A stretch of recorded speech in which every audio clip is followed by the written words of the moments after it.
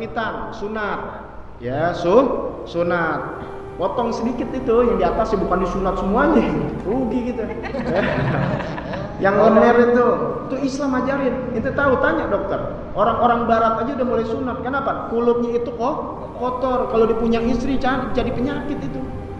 Satu, dari segi kesehatan. Dalam segi kita sholat nggak sah. Kenapa? Menyimpan masih air seni, najis. Sah gak ibadah kita? Gak sah. Hampir nangis inti, hampir mati inti bakal sholat, hampir jidat inti berdarah. Jangankan baru hitam, hampir berdarah gak diterima sama Allah Ta'ala. Nyimpen najis. Sekarang bagaimana istinja kita? Udah bener belum? Makanya Nabi gak kasih kita istinja diri. Masjid salah kalau bikin diri. Disuruh duduk, duduknya caranya ada.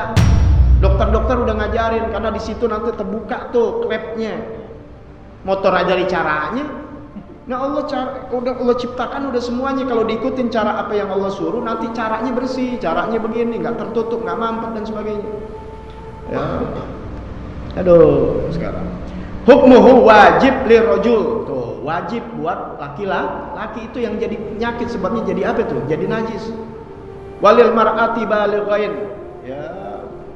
Ada wa mu'tamad. Ini yang mu'tamad, dan perempuan dan laki-laki hukumnya wajib, tapi perempuan yang sudah baligh. Ya. Wa yusannu an yakuna fil yaumis sabi' min yaumil wiladah, disunahkan pada hari ke-7 dari kelahiran. Hari ke-7, jadi baru 7 hari lahir disunat. Kita jarang, udah pada SD udah gede.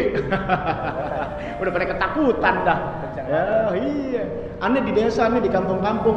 Ya, sebelum masuk sekolah tuh 5 tahun udah disunat. Makanya anak-anak 6 tahun udah pada disunat. Diledekin itu 6 tahun aja. Kalau di Jakarta kan nggak satu kebiasaan kan? Iya, musik jam 9, umur 9 tahun, 10 tahun pada pegangan tiang listrik ketakutan.